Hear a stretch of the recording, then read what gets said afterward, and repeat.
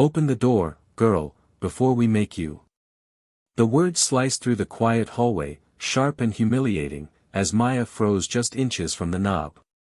Two officers stood outside, fists pounding like they owned her doorway, their eyes full of the same assumption she'd battled her whole life, that a black woman must be guilty first and human second. Her pulse climbed. The neighbors turned away. And the officers leaned in, one whispering, "Don't test us." But someone else was about to test them. The insult hit first, sharp as a slammed door. "People like you never open up unless you're hiding something." The words snapped across the quiet suburban street as Maya Carter froze behind her front door, fingers trembling over the lock.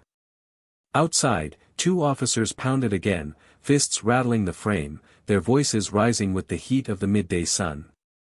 To the neighbors, it might have looked like routine police work. To Maya, it felt like a trap tightening around her own home. She cracked the door only an inch. Officer Rourke pushed his boot against it, widening the gap just enough to lean his face in. His partner hovered behind him, thumbs hooked arrogantly into his vest. Maya stood still, her breath tight in her chest, her posture controlled, refusing to shrink even when he smirked. "We received a report," Rourke said, eyes scanning her like she was inventory. "And you people always, and I mean always, act guilty before we even ask the questions." A pause. A threat disguised as procedure. Her voice stayed level. "You don't have a warrant." Rourke's lip twitched. "We don't need one. Not with probable cause." She realized then that probable cause meant nothing more than her skin, her neighborhood, her silence. The officers shoved the door wider, stepping into the shadow cast across her living room.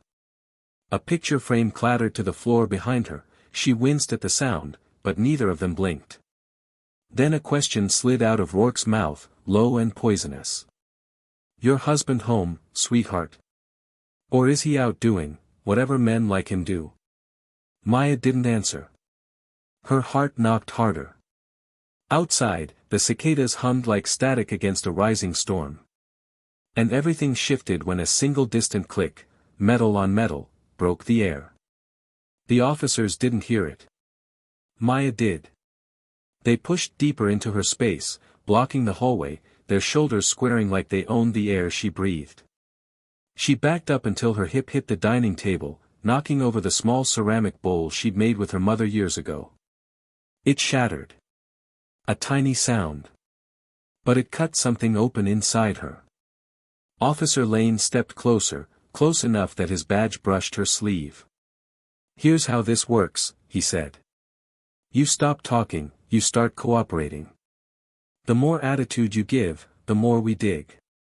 She swallowed hard. "This is harassment." He chuckled.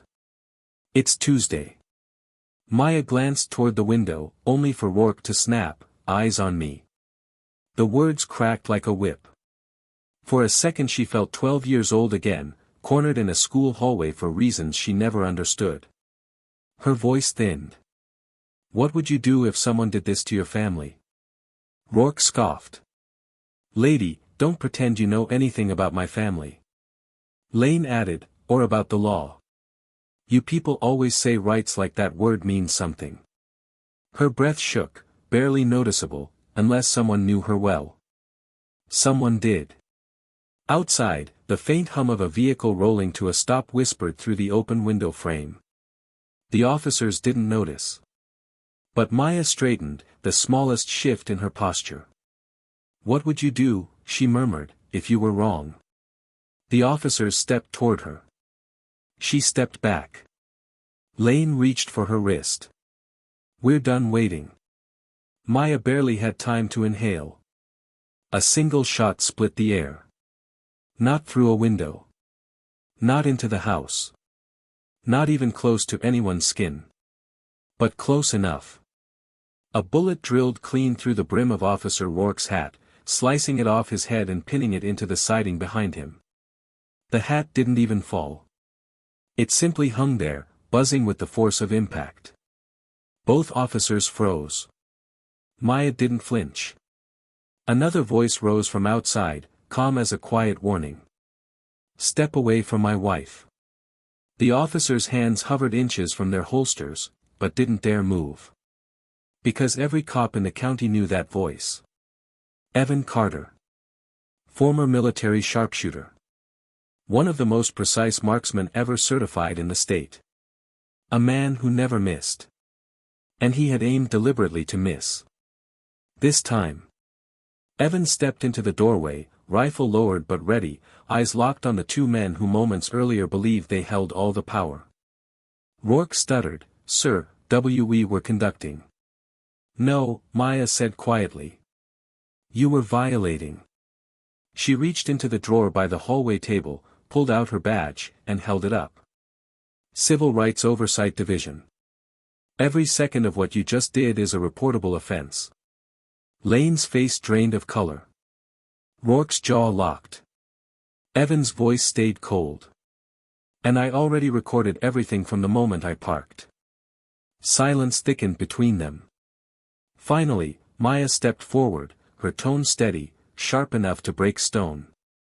"Power without integrity is nothing. And today, you proved exactly who you are." The officers lowered their eyes. Their radios crackled. Internal Affairs was already on the way. As they were led back toward their cruiser, Maya exhaled slowly. Evan touched her shoulder, gentle, grounding. From the curb, a neighbor peeked out, unsure what had just happened. Maya met the woman's gaze, calm, unwavering, and closed her door not with fear, but with certainty. Some truths weren't loud. But they hit harder than any bullet.